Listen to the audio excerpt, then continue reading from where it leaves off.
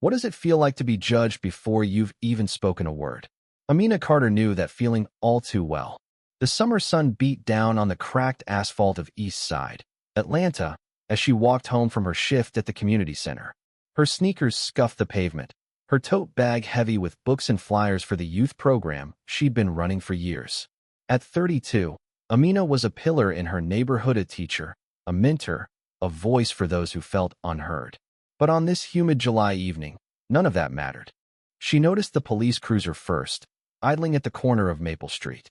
Its presence wasn't unusual. East Side had seen its share of patrols. But something about the way the officer's eyes locked onto her made her stomach tighten. She kept walking, head high, her braided hair swaying with each step. She'd done nothing wrong. She never did. Yet the cruiser pulled forward, its tires crunching gravel as it shadowed her. "Ma'am, stop right there," a voice barked. Amina froze, her heart thudding. Two officers stepped out, their hands resting on their holsters. The taller one, Officer Daniels, had a face carved with suspicion. His partner, Officer Reed, younger and wiry, scanned her like she was a threat. "We need to see some ID," Daniels said, his tone clipped. "For what?" Amina asked, her voice steady but laced with disbelief. "I'm just walking home. We got a call about a disturbance in the area." "You fit the description," Reed said, his eyes narrowing. Amina's breath caught. Fit the description. Those words, vague and heavy, had haunted her community for generations. She knew what they meant. Black, female here. That was enough. "I haven't done anything," she said, her words measured. "I'm a teacher. I work at the community center 2 blocks away." "ID. Now," Daniels repeated, stepping closer. Amina's hands trembled as she reached for her wallet. She handed over her driver's license, her fingers brushing against the worn leather. Daniels snatched it, squinting at the name. "Amina Carter," he read aloud, then exchanged a glance with Reed. "Stay put." The next moments blurred into a nightmare. Despite her compliance, despite her calm, the officers' questions grew sharper, their voices louder. A crowd gathered across the street, neighbors, kids from her program, their faces a mix of fear and anger. Amina tried to explain, to de-escalate, but Daniels cut her off. "Turn around. Hands behind your back." "What?" Amina's voice cracked. "I didn't do anything." "You're resisting," Reed snapped, grabbing her arm. The cold bite of handcuffs snapped around her wrists. Her tote bag fell, books spilling onto the pavement. A gasp rose from the crowd. Amina's chest tightened, not from fear but from the weight of injustice pressing down on her. She wasn't a criminal. She was a sister, a daughter, a teacher. But to them, she was just another suspect. The ride to the station was silent, save for the crackle of the radio. Amina stared out the window, her mind racing. She thought of her students, their bright eyes and eager questions. She thought of her mother, who'd raised her and her sister to stand tall despite a world that often tried to shrink them.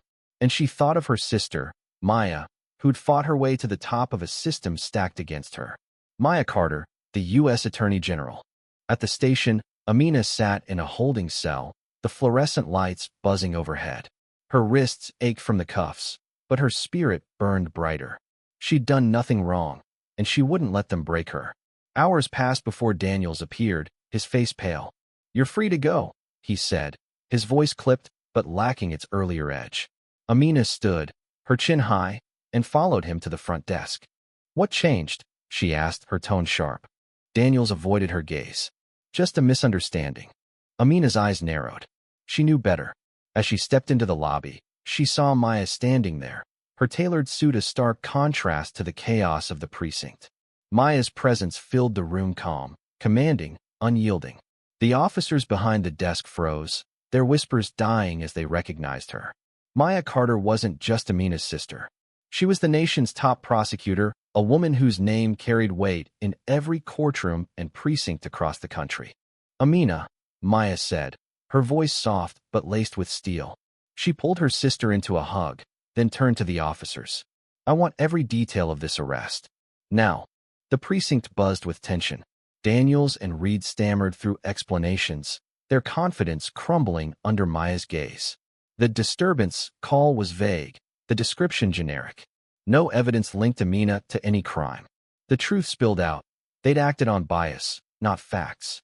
Maya's questions were relentless, each one peeling back layers of incompetence and prejudice. Amina watched her sister work, pride swelling in her chest. Maya had always been her protector, even when they were kids sharing a cramped apartment in East Side.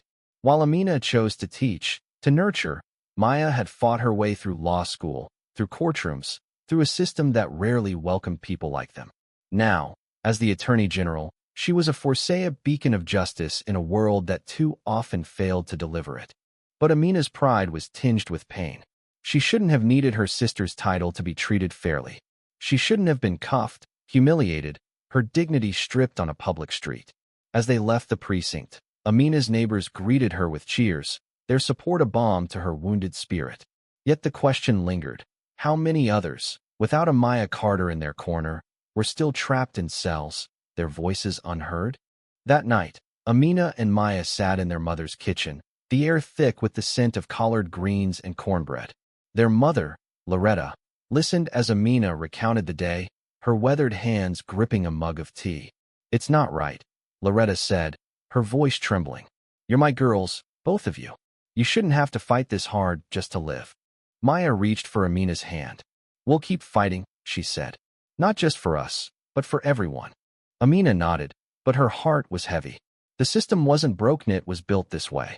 She thought of her students, their dreams so big yet so fragile in a world quick to judge them. She thought of the officers, their assumptions rooted in a history that refused to stay buried. And she thought of herself, a woman who'd done everything right yet still found herself in handcuffs. The next morning, Amina returned to the community center. Her students swarmed her, their hugs fierce and their questions endless. "Miss Amina, why'd they do that to you?" one asked, her eyes wide with confusion. Amina knelt, meeting her gaze. "Because some people see only what they want to see," she said. "But we're going to keep showing them who we really are." Maya, meanwhile, was already at work. She launched an investigation into the precinct's practices, her team combing through records of arrests, complaints, and patterns of bias. The story spread first on local news, then national. Amina's face became a symbol, her wrongful arrest a rallying cry. Protests erupted, not just in Atlanta but across the country. People demanded change, accountability, a system that judged actions, not skin. Amina didn't want the spotlight, but she embraced it. She spoke at rallies, her voice steady as she shared her story. She wasn't just a victim. She was a survivor, a teacher, a sister. Her words carried weight, not because of Maya's title, but because of her truth. She called for reform, for training, for a world where no one else would feel the cold bite of cuffs for simply existing. Months later, the precinct issued a formal apology. Daniels and Reed faced disciplinary action, and new policies were implemented, small steps, but steps nonetheless. Amina knew change wouldn't come overnight, but she also knew she'd keep fighting, teaching, loving her community through the pain. As she stood in her classroom, surrounded by her students, Amina felt a flicker of hope. The world was far from perfect, but it was theirs to shape. She thought of Maya, of their mother, of the countless others who'd faced the same injustice and kept going. They were more than their struggles, they were strength, resilience, humanity. And in that moment, Amina knew no handcuffs could ever bind their spirit. Thank you for listening. If you find it interesting, please like and subscribe to follow the next stories.